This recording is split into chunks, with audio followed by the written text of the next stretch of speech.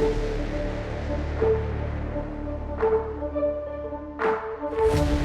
bottom end of the curve are going to matter too much. So in that scenario, do you give the ticket to Jaze as a player who we know to be very experienced in the longer games, or do we give the ticket to Underwear, who maybe is a slightly more diverse, flexible player in the sense that we've seen a wider variety of playstyles? We'll have to find out, and it's the Dragon into the Blood, so we don't quite get that matchup here, but take it away, guys. Well, I think this is interesting, Ian. You can elaborate on this too. Bringing Vengeance Blood as the first deck. Now, this is something that I remember Jay-Z did in the first season too. He brought his Vengeance Blood deck first. It's interesting to me. We even saw Akamaru Red do this, and it doesn't even matter if it's a good matchup or a bad matchup they're playing it against. Vengeance Blood just feels like, to me, they think is their strongest deck in the lineup. How do you feel about that? Well, I don't know if they necessarily think it's the strongest deck in the lineup. I think that maybe it's a coin flip. So they'd rather get the coin flip out of the way, and then, like, if they win, okay, great, right? Vengeance Blood is one of those decks that you can just explode into. If you get the right draw, you just feel like you can't lose against those decks. And against Dragon, going against Dragon, the thing is, I don't think Jay-Z loses anything by starting with Vengeance Blood. If he goes against Control Blood, okay, sure. He still can win through those very high burst kinds of damage. And against Dragon, I think it's even more favorable for him because I think Vengeance Blood has a very strong matchup against Dragon. Interesting. By the way, also, as we get into this game, how does it feel? We're back where we started. Me and you, Cass and NA, we're on finals day. How are you feeling today, man? I know you're excited. I'm feeling great. You know, it's been a little bit, but I'm glad to be here on, Cass in the finals there, and I know you've been having a blast. I have a blast watching. I actually, I will say this: watching as a spectator is very different than when you're casting. Yeah, it's very different, and I think that you primarily notice the difference when you are a caster. Like when you're a caster, you just feel the difference. Absolutely, but I'm glad we're here, and this is a great day. I mean, we've got 3 of our top competitors: Eplicus, Underwear, Jay-Z. All of these players have been impressed me this season. Jay-Z hasn't sloughed off at all this season as compared to last season. He's still playing on top of his game, still playing very well. Underwear has advanced his game tremendously, I feel like, over this season. I feel like Underwear went from one of those players, we don't really know how he's gonna do, to okay, he deserves to be here. Eplicus much the same way. Eplicus was one of those players that was just like, okay, maybe he's decent, but then throughout the season it's just like, okay, again, one of those players that just deserves to be here. And I think this is the best top 3 we could have seen out of NA. I'm really excited to see who wins this one.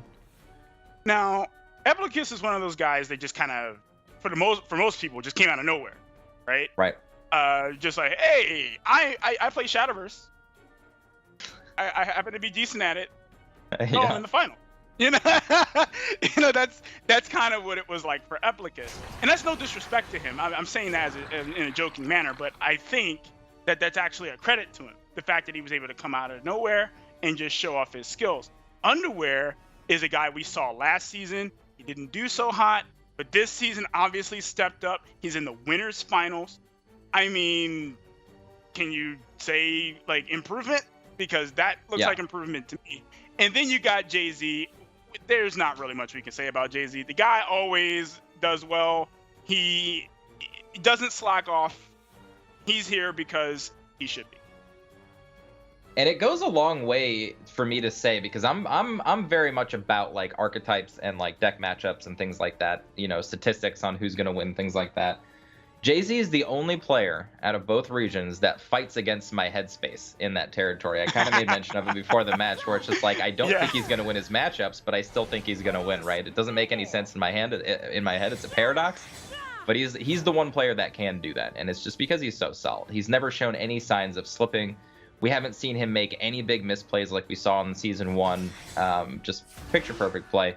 And much the same from Underwear and Eplicus. They've just really upped their game. You don't see him making too many mistakes over the course of the game anymore.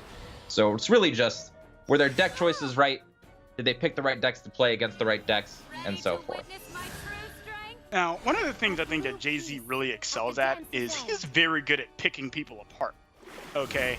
Like, I want to just point out one particular match that happened earlier in the season that people may remember, and it was actually his match against Care Package. He dissected that matchup very well. He knew that Care Package was playing very scared, and Jaze took advantage of that and played an incredibly slow game. I mean, to the point where the match was almost like over an hour. That's how long it was. It was a really long match. But Jay-Z's like, I am not changing from this game plan. I know that he's scared. I want him to be scared. That's it. And we've seen him do that with everyone he's played against. Last season, we saw him do it with Lest. Like, he played Lest so many times last season, and every time he beat him. And then that even ended up being the case for the first season. Same thing. That he beat Lest. And then now he's even furthered his game by still being able to remain consistent. Yep, and I actually want to make mention of this board state right here. Like you said, Disagreeable Demon just being really good against Dragon. Jay-Z correctly identifying turn 9. Can't play Bahamut. I get to play out all of these 4-powered dudes for 3. It's great. Great. It is. And now he gets to push more damage here. It's a great feeling when you're a Vengeance Blood player. When you're like, okay, you can't answer all of my Disagreeable Demons, period. I don't care. All right? And like when you get later into the play points, and I don't want to say turns, but when you get later into the play points, you kind of get a sense that if they play like a Draconic Fervor, you're like, okay, he's not gonna breath them away because he's only got 5 play points. I'm okay. And Vengeance Blood is one of those decks that just feels like, okay, well, he can't breath away my board, and then I can just push for all this damage. Right. Just get a lot of breathing room. Plus, like you said, early game, it's really hard if they don't have a Breath of the Salamander. That could just chunk for so much damage. 8+ if it goes into the Evo turns, things like that. So very, very strong threat. I really like the card in the deck. Now, interestingly enough here, I think Underwear is at a massive advantage. He's got all of his Bahamuts in hand already. He's got ways to close out the game. He's already there, and Jay-Z's still not in Vengeance range. No way to do it. Pulled an Ambling Wraith off of his, or just is playing Ambling Wraiths, and pulled an Ambling Wraith off of his first Air Jammer. Now he has another one. Not really the strongest finishers that you'd like to see when you're playing this type of deck. If this Vengeance Blood loses to Dragon, I feel like Underwear, just like I thought before the match even started, is just very well poised to take this match. Oh, it won't get much of an argument for me. I think, from what we're seeing here is, and we see that Jay-Z's in top deck mode, meaning he needs to draw something, or these Bahamuts are just gonna rapid fire Bahamuts, man. Right. He needs to draw something that's gonna help him close out this game. And sitting at 11. Ooh, that was a really good stretch right there. That was really good. Yeah. Yep, that was an excellent draw. Excellent draw. Now, Jay-Z has several. He can draw Razor Claw or any of his other Storm cards. Boom. Or he can dive to the Genesis Dragon. Yes. Genesis Dragon can just come down and win the game. Yeah. Now, that being said, Jay-Z still, I believe, drew the best card he could have drawn in the form of Blood Wolf, just so he could get that damage in and force lethal on the opposing turn. But of course, Underwear being Underwear at the moment, having all the tools necessary, including that Genesis Dragon, to close out the game immediately. And I think this is leading directly where I thought. I think this Control Blood list against both Dragon and a Vengeance Blood has a pretty good chance to eke out one of these victories. Yeah, from usually what we see with Jay-Z, and I do find it interesting he's playing the Queen list, is that usually we just see him play the Saha ramp list of Dragon. We don't usually see him play the Queen list. So I find that very interesting. I even find it more interesting that he's choosing to, again, kind of like I mentioned earlier, that he's going to play Vengeance Blood into Control Blood. Again, there comes that coin flip. And one of the other things I want to talk about, too, is just different deck submissions for the different players. So all of the players on the EU side and the NA side had a chance to build specific decks for each individual person. One of the reasons why I thought Akamar Red was going to lose in the first half of this was because he was the only player that brought the same lineup both times. He didn't particularly tech for his matchups. Jay-Z is the only player on the NA side. It's funny because these are both champions, right? He's the only player on the NA side that brought the same lineup versus both of his opponents as well. So I feel like they are the two players that did not do as much as they could to propel themselves into victory. Now, of course, their play skill is good enough on its own to rightfully do that, but without that little extra edge, especially in a day with all of these top competitors, I feel like that is one downside that I would not overlook. Well, if let's put myself into the shoes of Jay-Z or Akamai Red for a moment and think about that for a second. If I were to make the decision they made, the reason that I would do it would be because it would feel like, I guess, over preparation, play multiple decks, and it kind of messes with your mindset throughout the entire event. So I think maybe they decided to just play a simpler way. They just decided, you know what we're gonna do? We're gonna play what we know that we're good with. We'll like hammer in these matchups to make sure that we know them, and hopefully the lineup that I have is going to be great for what I'm going to be playing against in the event. And that is certainly not necessarily, it's not necessarily bad. It didn't work out for Akamai Red. We don't know if it's not going to work out for Jay-Z yet. That's true. That's very true. And I just felt it was an interesting tidbit about the players. So very much so consistency, very much so I want to test my matchups and if they're good and I like these 3 decks, period, versus I know these players and I want to play against them specifically, and maybe even getting a loss off the fact that you're playing different decks and you haven't really practiced with all of them as much. So I definitely get that angle. It's just interesting. It's an interesting fact to me to see that the only 2 people who did that were our 2 champions. And so far we've seen it fail. Yeah. It's pretty... It's interesting to see it because I think this is where the champions can take something home to learn from.